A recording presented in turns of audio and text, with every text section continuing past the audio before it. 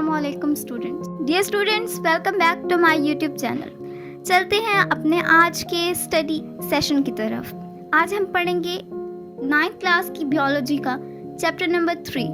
Chapter number 3 का नाम है the cell.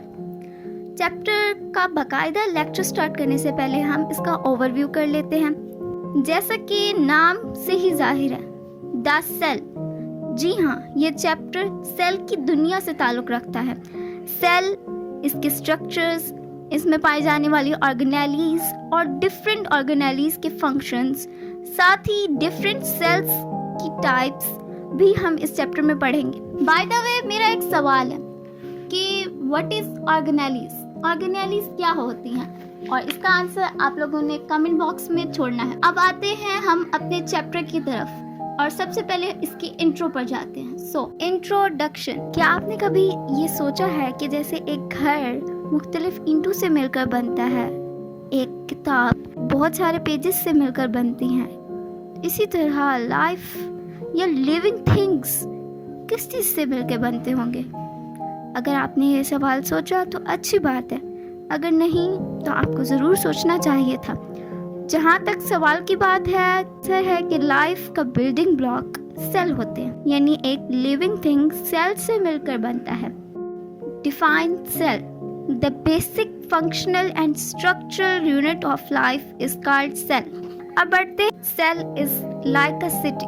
Cell is like a city एक साइड बॉक्स है। अगर आप अपनी किताब पर देखें तो आपको साइड बॉक्स मिल जाएगा। सेल इज लाइक सिटी, क्या मतलब कि एक सेल शहर की तरह हो सकता है।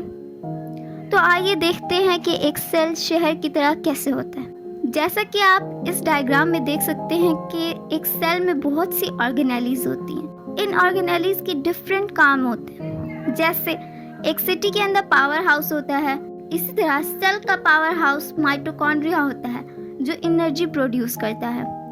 जैसे एक सिटी में डिलीवरी सर्विसेज होती हैं, इसी तरह सेल में गोल्जी बॉडीज होती हैं जो मटेरियल को एक जगह से दूसरी जगह ले जाती हैं। जैसे सिटी में वेस्ट डिस्पोजल यूनिट्स होते हैं, वैसे ही सेल में लाइसोसोम्स होते हैं जो कि वेस्ट डिस्पोजल यूनिट्स का काम करते हैं।